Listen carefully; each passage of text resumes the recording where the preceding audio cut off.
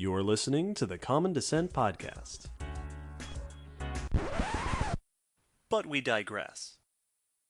Hello, Will. Hello, David. Hello, listeners. Digression. Yeah. Been a little while since we've done a digression. It has. Digressions are when we have something to talk about, but it doesn't fit neatly into any of our series. Yeah. This time we're talking about Pokémon Paleontology. I'm so excited. It's going to be so good. Now, before we get into Pokemon, a couple of things that we need to get out of the way. Mm-hmm. First and foremost, if you don't know what Pokemon is, or why we would talk about it on our Paleontology podcast, here's a brief introduction. Pokemon is a fictional franchise, started out as video games, has since become TV shows and movies and card games and stuff. The basic crux is, there is a fictional world, the world of Pokemon, that is much like our own real world, but it is inhabited by a variety of magical creatures. Yeah. Some of them are cute, and some of them are awesome, and some of them are rare or powerful or this and that. They live in the oceans and the rivers and the mountains and the forests. And in most versions of stories about Pokemon, there is a human character whose task it is to travel around the natural world, finding and collecting as many of these creatures as they can, and often, along the way, filling in their Pokemon encyclopedia, the Pokédex, which we will refer to abundantly throughout this episode, basically building a field guide. Yeah. It's they're collecting like you would collect leaves or bugs or Right. et cetera, et cetera. So, this means that we can use Pokemon to do the thing that we love to do, like we say in our Silver Screen Science episodes, explore that intersection of science and pop culture. Yes. Because the Pokemon world, the people who created Pokemon, had to build a fictional natural world inhabited by fictional animals. Yes. And they did so mostly by basing it on the real natural world and real landscapes and real organisms. So we get to talk about how does our science look by the time it makes it into the game. Yes, one, it's been translated through the filter of Pokemon. What has happened to it? The other reason that now is a great time to do a Pokemon episode is that a new game just came out. It did. 2 new games even, because that's how they do. Pokemon Sword and Shield just dropped. I have played it. Will watched. I did. So we can tie in all the new stuff that the new games just introduced. And, most importantly, this episode has been requested. A bunch. A bunch. People have specifically asked for us to do a Pokemon-centric episode. Mostly people asking for us to talk about fossil Pokemon. Because those exist. They exist, they are abundant, and they're super fun to talk Yeah, about. they are. Especially now. They are intriguing to talk about now. So, thanks to those who requested this. Timothy, Robert, and Nearly Experts on Twitter. Nice. Jesse, who is one of our patrons. Thanks. And Bo, who made the request from the other side of a Raven Queen mask at DragonCon. So thanks for the requests, everyone. We're happy to do it. Oh boy, which brings me to the last reason why we would do a Pokemon episode. Will really likes Pokemon. I do. I really enjoy it. I was in that first generation Yeah. that got into it. And I really, really like Pokemon. This is one of my dorky obsessions. I love it so much. Yeah, it is one of David's things. So this was going to happen eventually anyway.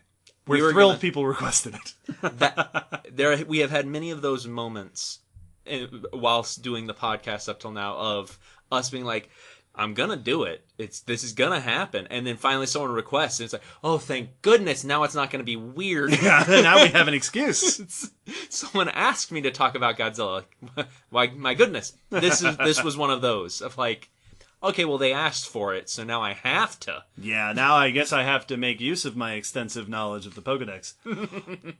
One last thing before we get into actually discussing the Pokemon themselves. We will be talking about the new games. Yarp. So this is our spoiler warning. If you are someone who is hoping to play the new games and hasn't gotten to yet, we're not going to talk about story or the new region really No. in any spoilery way. but we will definitely be talking about some of the new Pokemon. Yeah. So the new games introduced 81 new Pokemon, plus a bunch of new versions of old Pokemon, and many of the... Off the top of my head, I can think of at least like 10 that we will absolutely mention in this episode. So be warned, there are some spoilers ahead. Yeah, if you've been avoiding all the leaks and you're avoiding all the pictures, we're about to do more of that, so... Yes, yep. You've been thoroughly warned. So, there's a lot of science to talk about with Pokemon.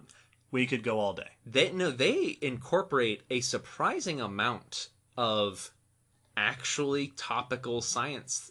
They also have like teleportation and weird stuff that's just for the sake of making it cool or convenient because it's a game. Yep. Fast travel. But there's a lot of things that are actually very poignant, real world topical science. Yeah. Which is cool. So in this episode, we are mostly going to focus on paleo-related stuff. Predominantly, I think, fossils. Yes. And evolution. Yeah, because that is a thing the Pokemon do every now and then. Yeah, so the people who are listening who are familiar with Pokemon will understand why evolution is such an interesting topic to bring up with Pokemon.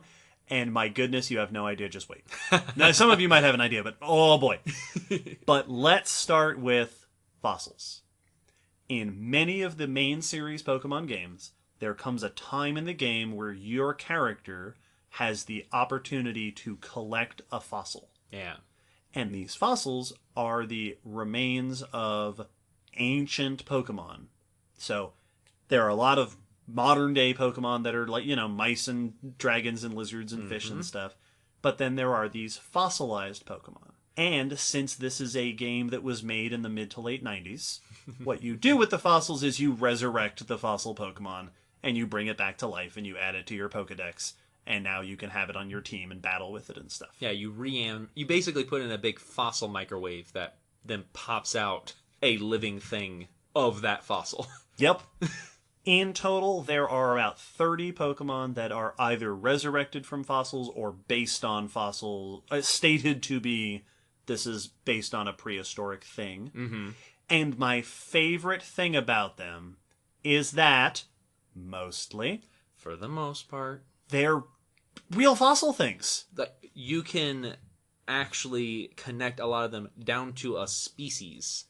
Yeah. And that's so cool. Will, do you have a favorite fossil Pokemon?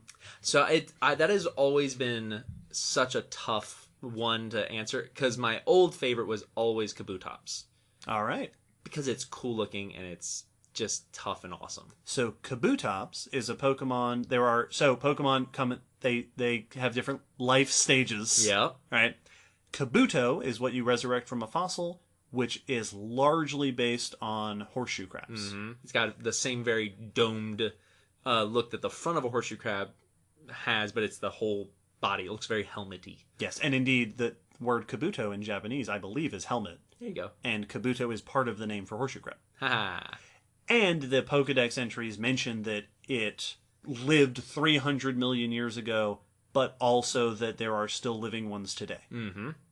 Horseshoe crabs. Which is why it was one of my favorites, because it was one of those examples where you could find fossils of it, but that could also potentially be walking around. Right. Tyrantrum, though, is hard for me to pass up.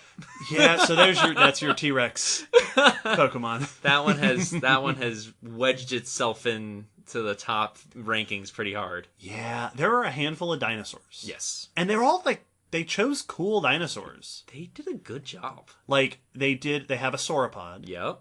But it's not just a generic long-necked, long-tailed Pokemon, like dinosaur Pokemon.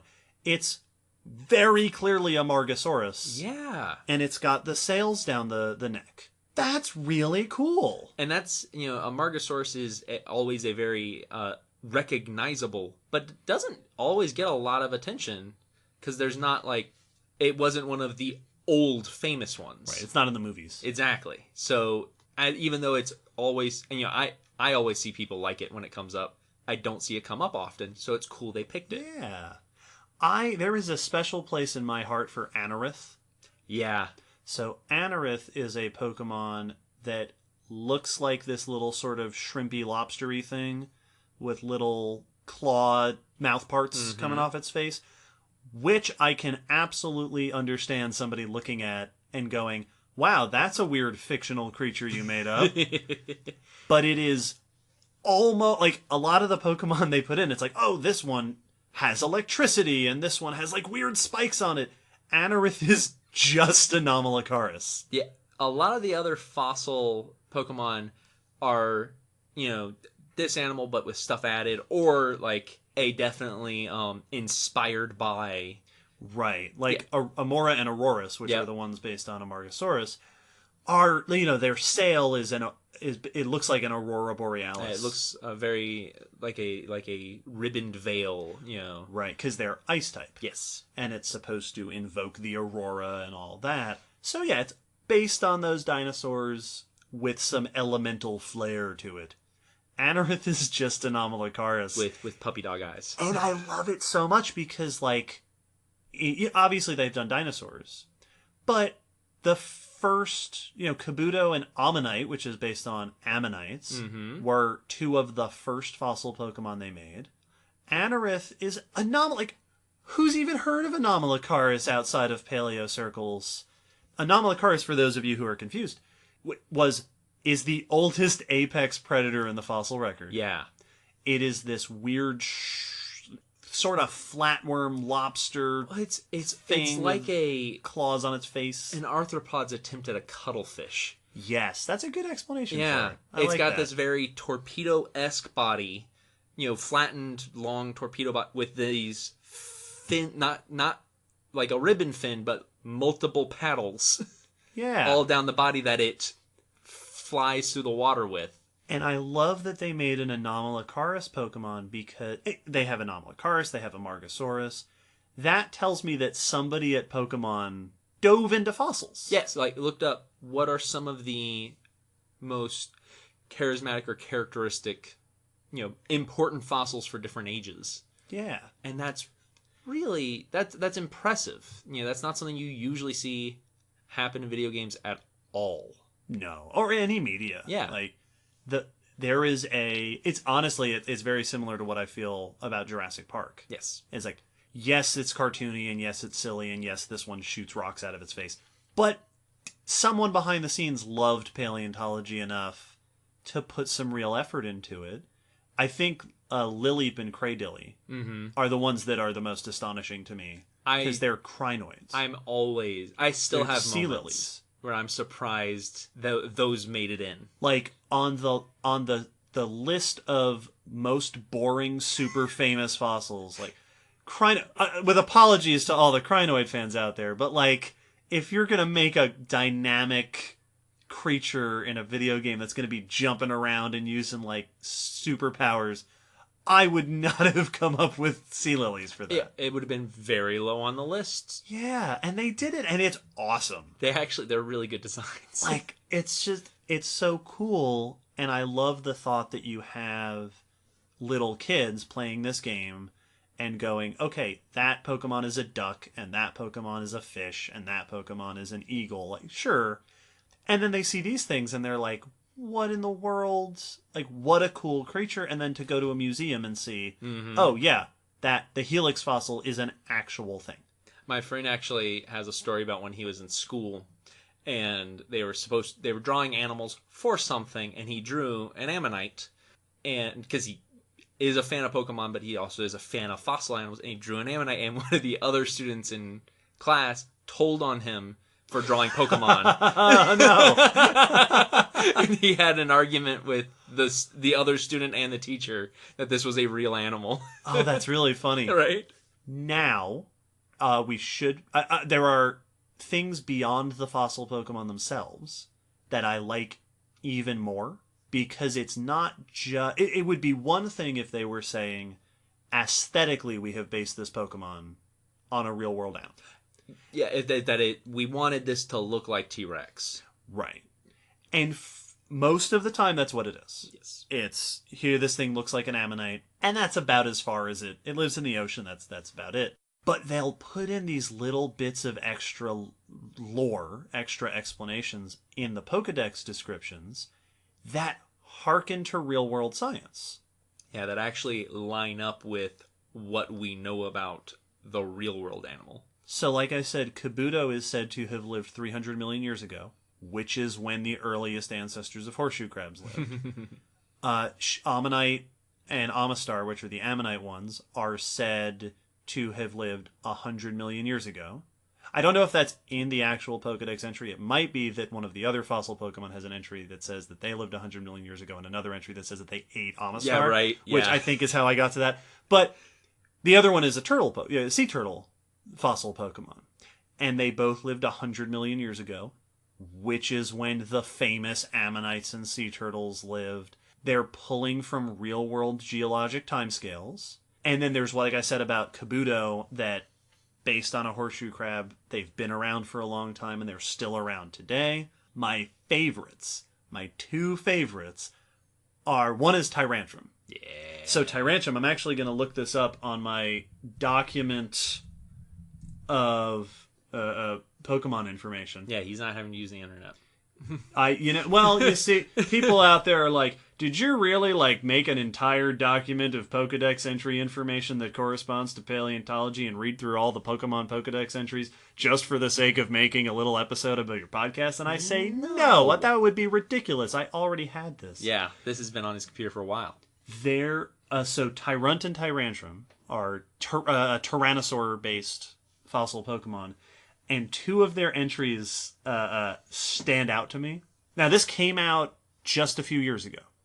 This is new. And in fact, actually, these are the entries. One of these is from Ultra Sun, so that's even more recent.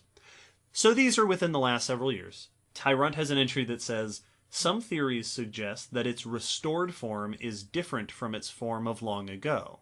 And one of Tyrantrum's entries says, complete restoration is impossible, allowing room for theories that its entire body was once covered in a feather-like coat. Yeah.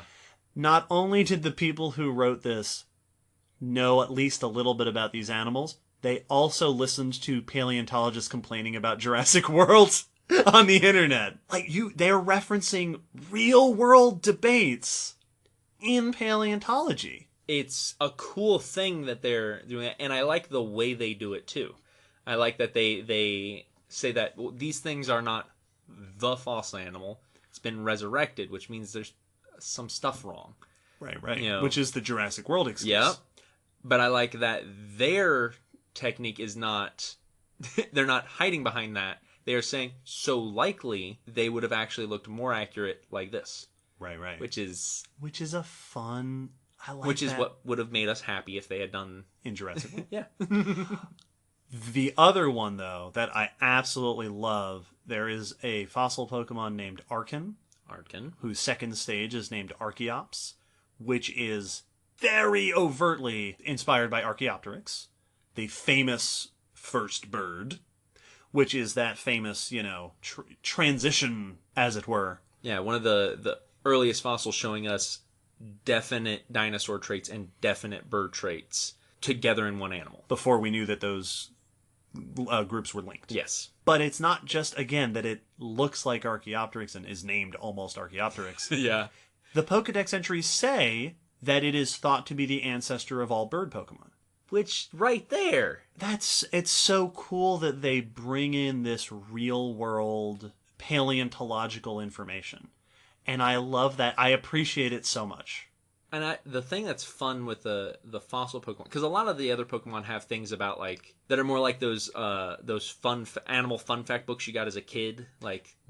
Animal Guinness World Record things of Goliath frog can leap this far, and right. A flea can leap this many body lengths, and more than anything, and it's a lot of the other Pokedex entries are very, here's a ridiculous thing this animal can do. Right, this one can leap over the Eiffel Tower in one jump. Yeah, the fossil Pokemon Pokedexes are very often truly educational about here's where they lived or how they lived or when they lived, and that's really a nice touch, which is pretty cool. I also like that it expands the scientific concepts in the Pokemon world, and this is for most people who play Pokemon. It's no big deal. Yeah. But for me, it's like, Hang on, if Archaeopteryx is the common... If Archaeops is the common ancestor of all bird Pokemon, so all bird Pokemon have a common ancestor? That's exactly what my brain... That's pretty cool, isn't it? Now, it's not to say that all of their fossil information is accurate. No. In the very first Pokemon games, there is a fossil Pokemon named Aerodactyl, which is a pterosaur with a demon tail. Yeah. And saw blades for a face. It's pretty cool. But it's mostly a pterosaur. One of its Pokedex entries calls it a dinosaur. It does. That never repeated. Someone's child yelled at them, and it never showed up in another Pokemon main series game, at least, after that. But they did call Aerodactyl a dinosaur, which pterosaurs are not. There are a couple of places where they're putting in little sentences that are not quite... Like Amistar, the ammonite, the shelled cephalopod, has an entry that says that it's thought that its shell got too big for it to hunt, and that's why it went extinct. Yeah, they do have a couple of moments like that where they suggest causes for extinction not based off of the environment, but based off the Pokemon. Right. This Pokemon did something wrong. Yeah. Which, that's not really how it works. No, I mean, that the immediate response to that is, okay, yeah, but then why would it? Right. Well, then you adapt. Yeah, like, then it would stop getting bigger when they stopped dying from that, and the little, like... Right. That's not how adaptation works. Right. One of my favorite phenomena that happens in these science descriptions in the game, and Amistar is my favorite example of it, is that the people making the games are putting in this cool science info, but they're not scientists. No. And they're probably not consulting very much with scientists. Yeah, I mean, I assume they're looking up information, but not actually, like, bringing staff on. Right. So mistakes are not unexpected. Yes. Especially, like, common misunderstandings. But every now and then you get a thing that is representative of old theories. Yeah. And that one, I remember I was reading a book, Stephen Jay Gould's book, which I think it was Ever Since Darwin, which is a collection of essays. And in one of his essays, he discusses this old idea of evolution called orthogenesis. And orthogenesis was this idea that the way that evolution... Right, early when people were like, all right, organisms evolve, but how and why? Because that natural selection thing that Darwin guy said is obviously nonsense. So one of the suggestions that had come up was this notion that an organism, a species, a group of organisms would get caught on a trajectory. It gets bigger and bigger and bigger and bigger, and then it goes extinct. Yeah. This feature gets more and more and more exaggerated, and then it goes extinct. The famous example was Megaloceros. What do they call that? Yeah. Or the Irish elk, I think. Yeah, the Irish elk. It was like a moose that is Ice Age, Pleistocene, and just had these nonsensically large antlers. Yeah, antlers that would not fit on most people's bed. Right, you could sit a person in the antlers. Like, huge. And one of these sort of old notions that you'll see pop up every now and then is the idea that the antlers got bigger and bigger and bigger and bigger, and then they couldn't navigate the forests, so they went extinct. Yeah. Which we know now is not how it works. The features you develop are, you adapt, you change in response to the environment, or you go extinct because you couldn't change. You can't evolve yourself into extinction like that. Like, if those antlers are troublesome in a forest, that in itself is not going to drive you to extinction, because either A, you didn't evolve those in a forest, right, or B, well then you would stop evolving larger antlers. Right. Selection would push you in another direction.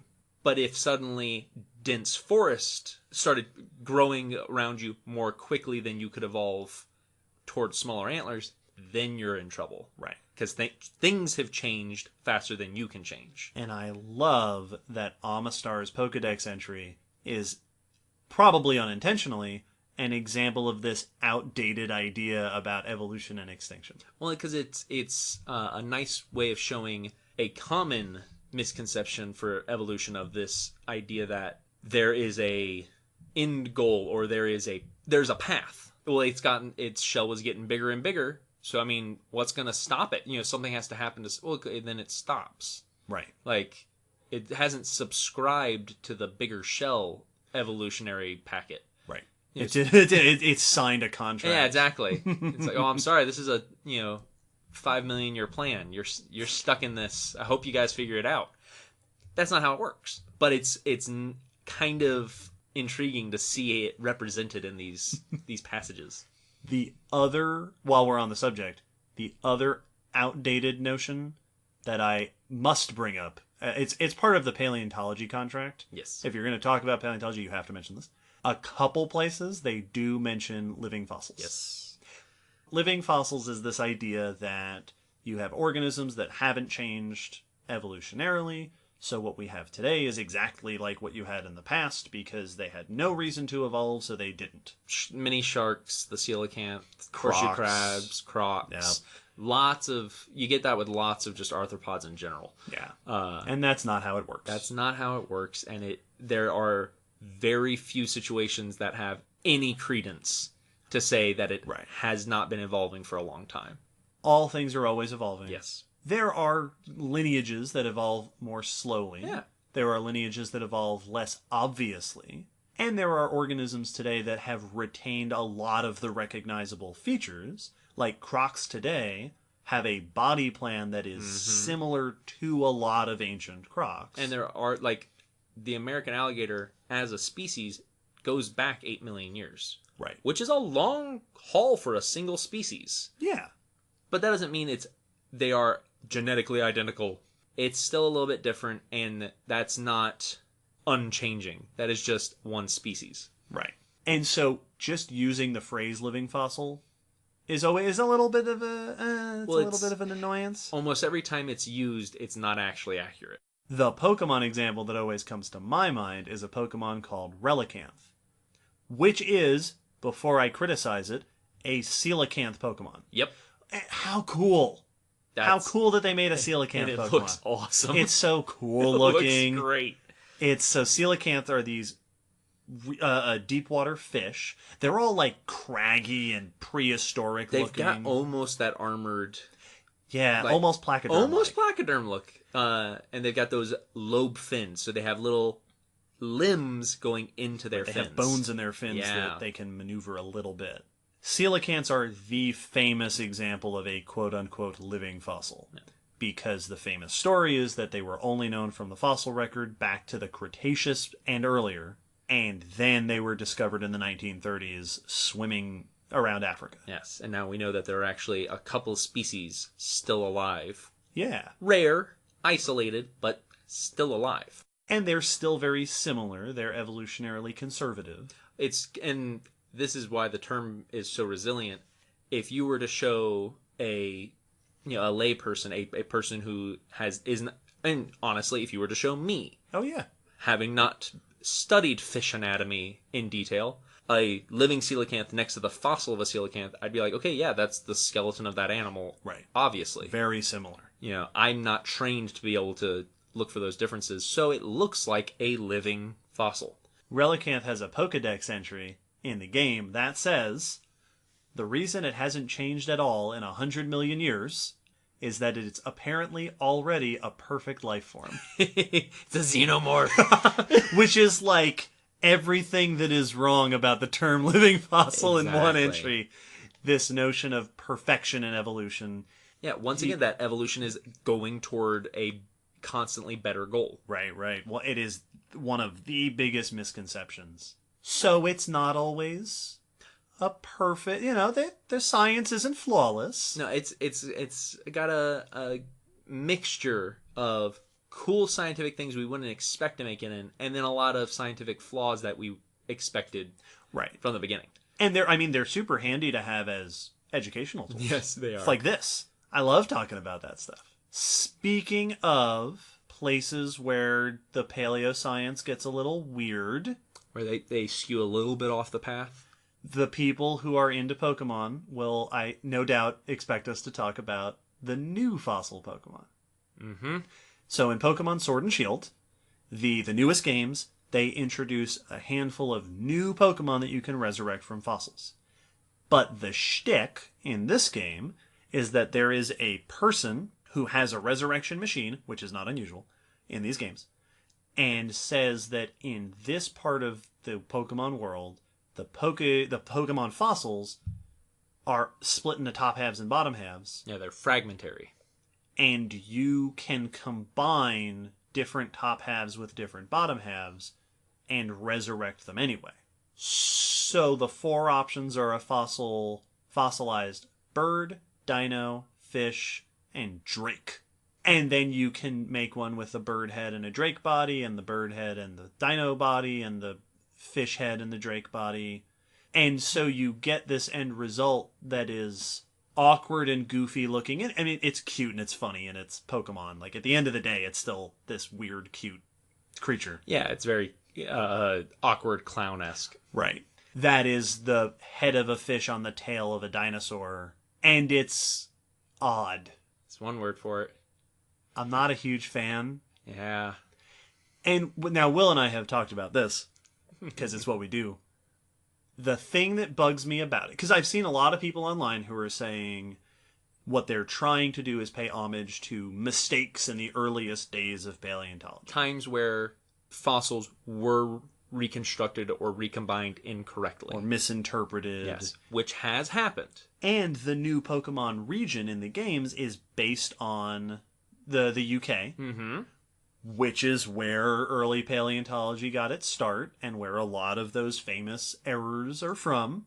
So I can see that may have been the intent. That there could have been inspiration there from that. Right. But the thing that bugs me a bunch about it is that they're not based on real fossils. Like, they didn't reference any actual mistakes. Yeah. They're just new, made-up mistake fossils. They're made-up mistake fossils, and then the Pokédex seems to take them seriously. Which is so like, weird. The Pokédex is like, oh, this animal... I was paraphrasing, but basically it's saying things like, this animal went extinct because it was part fish and part land. Like, it could run on land, yeah, there's one that but says it could only breathe underwater. It was super fast runner, yep. but for some reason could only breathe underwater, so that must be why it went extinct. And that's silly and goofy and funny, and I'm totally, like, the fun intent there, I honestly would not bother me if they weren't fossils. Yeah, 100%. Because now it feels like you went from doing actually a really cool job representing real-world paleontology discoveries to doing something that feels like it's just making fun of paleontology. What started as a very cool homage and sharing of paleo passion is now like at the expense of paleontology. Yeah. And there are so many cool mistakes you could have made into Pokemon. We won't get into that now because I could go a very long time. I have a prepared speech. Right. But they could have made this a poignant. Right. They could have used real examples, or what I was hoping for, there could have been a moment where these mistakes get corrected in the game. Right. Something where they acknowledge that mistakes have been made, and here's some of the ways we fixed it, or here's some real examples. Yeah. The thing that also, like, irks me a bunch is that the 4 fossils that they call them are not most... Again, you made an Anomalocaris Pokemon, and then these are... The fish is a fish, and it looks like it's probably based on placoderms like Dunkleosteus. Which is one of my big disappointments, because you spent Dunkleosteus on this, you saved it up to this, and then you only used the head and you put it on a dino butt. And then the Drake is just a dinosaur, like a big Stegosaurus type thing. The bird is very much not a bird. It's very Velociraptor-y. Yeah, I was going to say, like Jurassic Park. If we are generous, it is a Dromaeosaur. Right. But it's also like an action figure generic, like... Right. It's a Jurassic Park 3 Velociraptor. I cannot tell you what it's supposed to actually be. It doesn't have feathers. Like, it maybe has some feathers on the head, but... But then the dino, this one bugs me a bunch. The dino is an aquatic reptile. Like, it's very clearly a plesiosaur or mosasaur, which aren't dinosaurs, and you've made it since 1997 without making this mistake. And I don't hate the Pokemon. They are Pokemon. I love them as though they are my children. They have cool type combinations. They're cute. Their designs are funny and goofy. I will catch them. I will collect them. They will be in my collection. I'll battle with them. It's going to be great. But I wish that there had been the same paleontology adoration that we've seen in previous generations. I miss it. I wish it was here. And our conversations after the game, this has been said, but the way it very much felt to me was that there was a changing of hands between these fossil Pokemon and the last time they made fossil Pokemon. A new shift change happened, or they changed departments, and because this doesn't feel like the same team at all. And I don't know that that's true, but I see no evidence in these fossil Pokemon that the same mentality was applied to them that has been applied to every other addition to the fossil Pokemon. Which it's a bit of a shame. It's disappointing, and I don't like the new Pokemon. I am not as generous. I'm very forgiving. I think they look dumb. I don't think they don't look dumb. Yeah. But there it is. Now, we should make brief mention of the fact that there are Pokemon in the game that are not fossils, but are based on ancient creatures. So, there is a mammoth Pokemon, Mammosaur, which is said to have their numbers dwindled toward the end of the Ice Age, which I love because A, real-world science, and B, there was an Ice Age. The Pokedex information very clearly shows that the Pokemon world geologic timeline is basically our own. Yeah, they reference many of the same deep time history events. Right. Aerodactyl in a later entry is said to have lived during the age of the dinosaurs. Yes. Cool. There's Relicanth, which we mentioned, which is a coelacanth. There's Genesect, which is said to be a big predatory bug Pokemon from 300 million years ago, which is when the big real-world bugs lived, who was resurrected by the bad guys, and then they put a cannon on its back. You do. Because Pokemon. And now it shoots elemental beams, because it's Pokemon. But Will... Speaking of the new Pokemon introduced in Sword and Shield, I know that you have a new favorite. I do. As disappointed as I was in the fossil Pokemon, they won me back. Every step I took away, they won me back with Dragapult. So we should explain that Pokemon, for those who don't know, come in types. Elemental types. So Pikachu is electric type. It shoots electricity. Almost all fossil Pokemon are rock type, which I love. Dragapult is dragon type, which means it's a dragon, and ghost type. Because it's supposed to be the ghosts of a long extinct group of fossil Pokemon. It's the spirit of a prehistoric Pokemon. This draconic prehistoric Pokemon. Which, by itself, is a really cool idea. Which is so cool. But it is the fossil creature it most closely looks like is the early big amphibians like Diplocalus. Yeah, and Ichthyostega, those sort of boomerang-headed early tetrapods, early amphibians. So very salamander-esque, but with these flat, wide heads. And this one has a very boomerang head because it's also like a stealth bomber. Right, yeah, so it's got little launching pads on the head where it launches its babies. Yeah. Because it's Pokemon and it's goofy and it's fun. And they can't be hurt because they're ghosts, so it's fine. Naturally. And they love it. The Pokedex says that they have a great time. The ghost of a prehistoric Pokemon, for that... You're making up a lot of lost ground. Yeah, no, that was, and it's like one of the last ones you get to. Yeah. So it's like you pull that out at the finish line. I was disappointed, and then you gave me that. All right. In the Pokedex, so in the National Pokedex order, this is where I get nerdy. It comes right after the fossils. Yeah. It's the 4 fossil Pokemon, then the skyscraper thing, then it's the Dragapult line. So it's like they're going, but wait, there's more prehistoric stuff. So that was a cool touch. And it talks about them coming from aquatic environments and neat stuff like that. Which is pretty cool.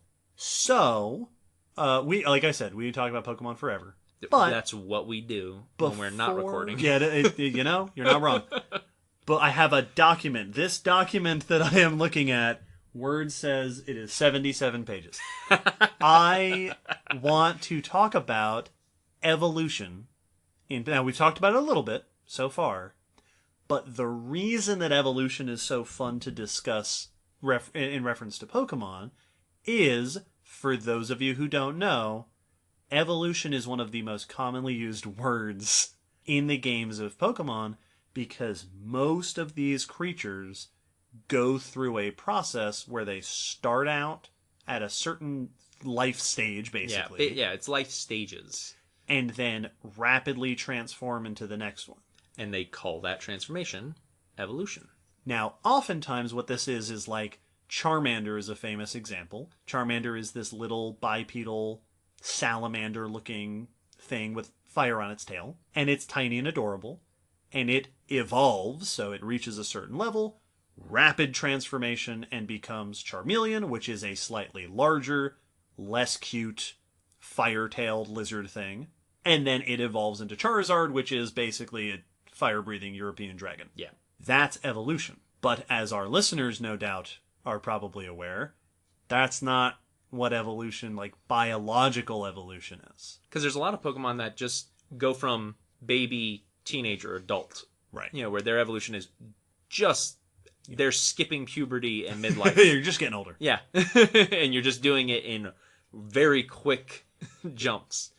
There are others where they change form entirely. Yeah, differing number of limbs and right. differing ways of getting you around. Hop phyla. Yeah, suddenly you're able to fly.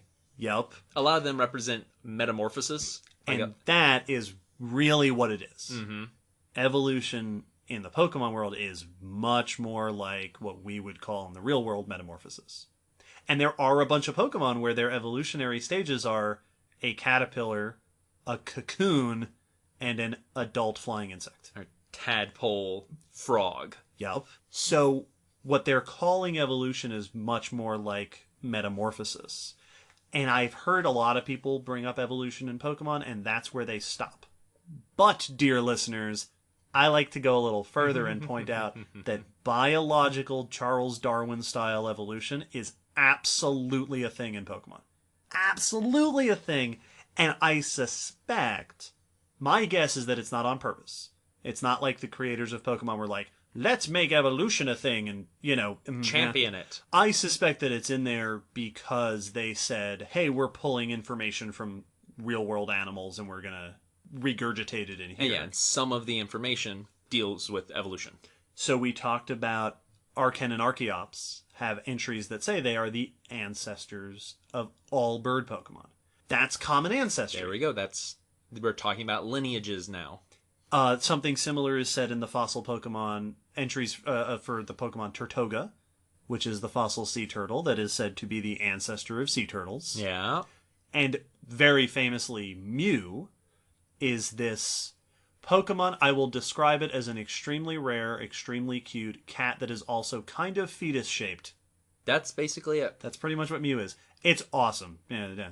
Don't get the impression that it's not. It's adorable. Like fetus, no. Like cat fetuses. Mew, there is an entry that says that because Mew shares its DNA with all other known Pokemon, it is thought by some to be the ancestor of all Pokemon. Which, it tells us two things. One, that way back in the first generation of Pokemon games, they were hinting at common ancestry. Mm-hmm. And two, that the scientists in the Pokemon world have no idea how common ancestry works. Yeah, right. That's not how it works. All life shares the DNA of all other life because of... So if you'd like to get into a discussion someday about how it's total nonsense that Mew is the ancestor of all Pokemon, hit me up. So we have ancestry. We have this notion that you can have ancestors and descendants that are different types of creatures. There's also a bunch of comments about ancestral traits in Pokemon. So there is a Pokemon, Chinchou, mm-hmm. which is basically a little... It's like an anglerfish kind of thing, where it is an electric fish, but it's got little danglers off of its head that have little lights. The anglers are like little lamps. Yeah. So, and it evolves into a fish called Lantern, which is very anglerfish-like. And it has a little stalk on its head that has a light coming off of it. And in the Pokedex, it says that those glow stalks used to be fins. Nice. Ancestrally, they were fins that developed into the glowy bits. Nice. Zubat, which is a bat Pokemon that has no eyes, has a Pokedex entry that says that it lost its eyes because it lives in dark caves, that this species developed away from having eyes. Yeah. Which is a thing that real-life cave creatures do. Absolutely. They became vestigial and then were lost. There's actually a bunch of these, a bunch of Pokedex entries that talk about how the species you're looking at differs from its ancestors. For the Pokemon fans out there, a fun one that I like is Magikarp, which is the joke. It is a joke Pokemon. Yeah, like it's a butt of fish all of them. that's real terrible. It's terrible to battle with, but it evolves into something awesome, so everybody gets it anyway. There is at least one Pokedex entry that says its ancestors were tougher than the weak, pitiful form we see today. So we have this change through ancestry and this adaptation of traits. I love that they do acknowledge every now and then how a body part developed. Yeah. Like how they adapted one body part to another is really cool. I like it. And again, I'm sure they're pulling inspiration from the real world. Yeah, they probably read at one point or saw a thing that was like, this thing on this fish is actually a fin.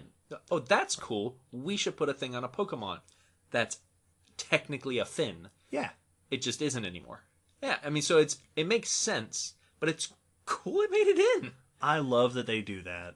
Because again, it shows this appreciation for the real world, for real world biology that is really cool to see in a video game, especially one that is as just unbelievably popular as Pokemon. Well, and that's something that my friend Lucas, who I worked with at the aquarium, who is co-hosts the Science of Pokemon podcast. Yeah, which you and by now probably both of us have appeared on. Mm-hmm. So but one of the things he always loved pointing out is how Pokemon draws from the real world and how very often does not even actually get as weird as the real world. And but showing that it's really cool that they pull these obscure weird facts. And he always likes using it as a teaching tool to show how cool and weird the actual animal is. Yeah. And even weirder. Yep.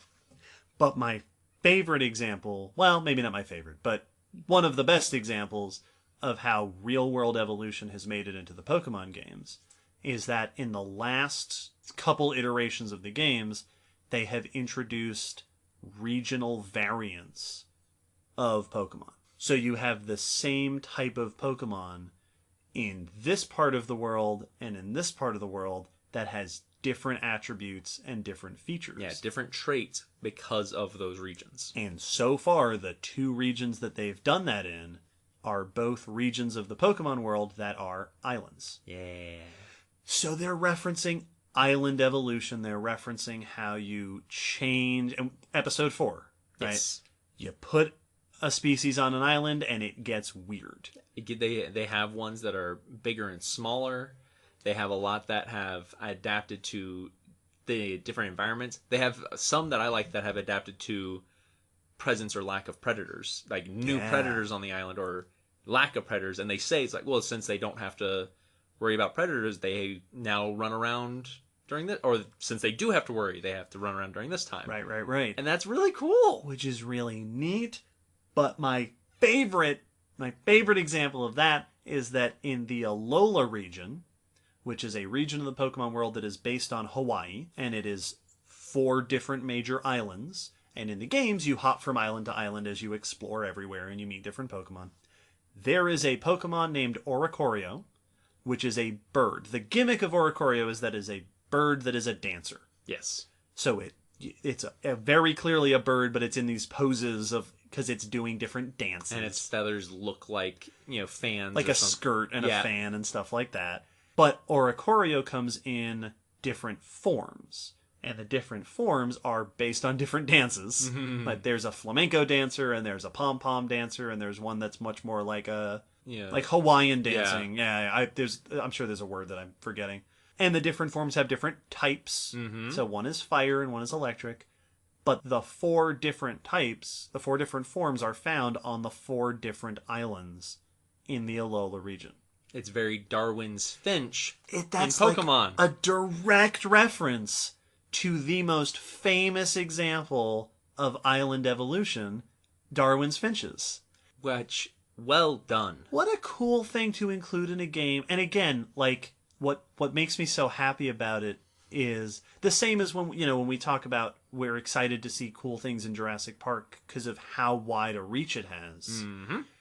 Pokemon is the highest grossing video game franchise of all time. Which is saying something. Because I'm not surprised it was built to be addictive to kids. Like, it's perfect. But like everyone who plays it gets that little bit of exposure to this sort of real world natural history. That's really cool. Once again, going back to our conversations with the Jurassic Park films, and yes, these are video games. Yes, they are not meant to be. they're not Reader Rabbit for whoever remembers those games. Right. They're not. It's not. Math Blasters. Yeah, is Math that the one Blasters. that I had? So it's like they're not meant to be factual, educational. They're meant to be fun. They're meant to be lighthearted and silly. But as in so many things, representation does matter. So getting exposed to some real scientific concepts normalizes them and makes them more accessible. Yeah. And less weird and obscure for the next time you actually do hear about Darwin's Finches when you get into biology class later on. Yeah. And that's awesome. And like you said, it's not meant to be informative. It's not meant to be educational. And it's super popular, and I want to correct myself. Wikipedia says that Pokemon is the highest grossing media franchise of all time. Oh, media. So including not just all of video it. games. Yeah. But like books and movies. Whew. And it's like, you didn't have to include this stuff. Now, I'm sure one could argue that might be part of why it's so popular, is that real-world connection. And indeed, the person who created Pokemon, Satoshi Tajiri, was an insect collector. Yeah, he was based off of, butterfly catching. And that was part of what he wanted to bring to the games, was that joy of collecting, exploring the world and collecting things. Yeah, exploring nature and getting out in the world. But you didn't have to make fossil Pokemon. You didn't have to include cool real-world science in there. You didn't have to mention that the fossils are hundreds of millions of years old. The fact that you did that and, like, you did at least a little bit of your homework for it, that's really cool. It's a nice thing because, like you said, had they not included any of that, I'm sure it would probably still be at the exact ranking it is. Probably. Now, just because the vast majority of people who are playing the games aren't playing them for those things. No. And that's also not what the focus, like those kind of things are very rarely brought up in like the shows or the movie. Like it's very rare those topics actually are focused on to any extent. Right. And even in the games, it's usually not talked about. It's there, but none of the characters are like discussing it much or... No, it's little bits of world building. So like they could have left all that out and it would have been probably just as successful and we would not have known what we were missing. Yes. We probably still would be enjoying it and just have moments of like, well, it'd be really cool if you did like a dinosaur Pokemon, but yeah, whatever. But the fact that they did is it's the point I always like to make. Doing an extra Google search costs you almost nothing. Yeah. And it only adds that little bit. And that's what they've done since the beginning of Pokemon. Oh, yeah. We haven't even talked a lot about the real world. The modern animals. Yeah, like that they base things off of. The today's species that they have done things like the pistol shrimp. Yeah. And weird stuff. And that's so cool that you're pulling from cool, obscure, and often pulling from accurate sources. Yeah. Now, while we're talking about evolution, I should mention, because we're singing their praises, much the same way that they misuse the term evolution, kind of, in the biological sense, the other term that they use that throws an enormous wrench into trying to understand biological evolution and common ancestry in the Pokemon world is the word species. Yeah. Now, setting aside all the issues with the word species here in the real world, that already exists. each different life stage of a Pokemon is called a species, which is confusing. Mm-hmm. And also, species can reproduce with each other in the Pokemon games. Like, you could put two Pokemon together and they make an egg and you get a baby Pokemon. Well, no one knows how the egg got there. But nobody knows how the egg got there, according to the games. And then it hatches into a new baby version, or just a low-leveled version. But there's, like, very little biological consistency in who can reproduce with who. So Yeah. we're breaking lots of species concepts. Well, and it's gets really weird because the life stages that we discussed that they are evolving through are treated like life stages 9 times out of 10. Yes. But then every now and then are discussed as very individualistic animals. Right. That it's like, now that it has evolved, it does this stuff and this new behavior, and sometimes it's very different. And sometimes they talk about adaptation in that regard. Like, it changed form to adapt to its environment. Mm-hmm. We could go on and on, but we shouldn't. Not right now. Is there anything you haven't gotten to mention? No, like we said, there's plenty of things that it would be fun to mention. We could go into more details on the individual fossil Pokemon because they've done some cool things. I love that there's a Pachycephalosaurus. Yup. But we could do that with each one, and we don't have the time to. So there's just, for all of the weirdness that's in the game, for really redefining the word evolution, because it's not that they're misusing it; they have redefined it in their world. Yeah. Well, they're using it in a very colloquial way, like evolution in the sense of changing. Yes. But referring to organisms and thus being confused with evolution. So it's they have their confusing parts, and it feels like you said at the beginning that someone on the design team, at least someone, if not a few someones, is just there plugging in their little bits of love for biology and evolution and geology and fossil history.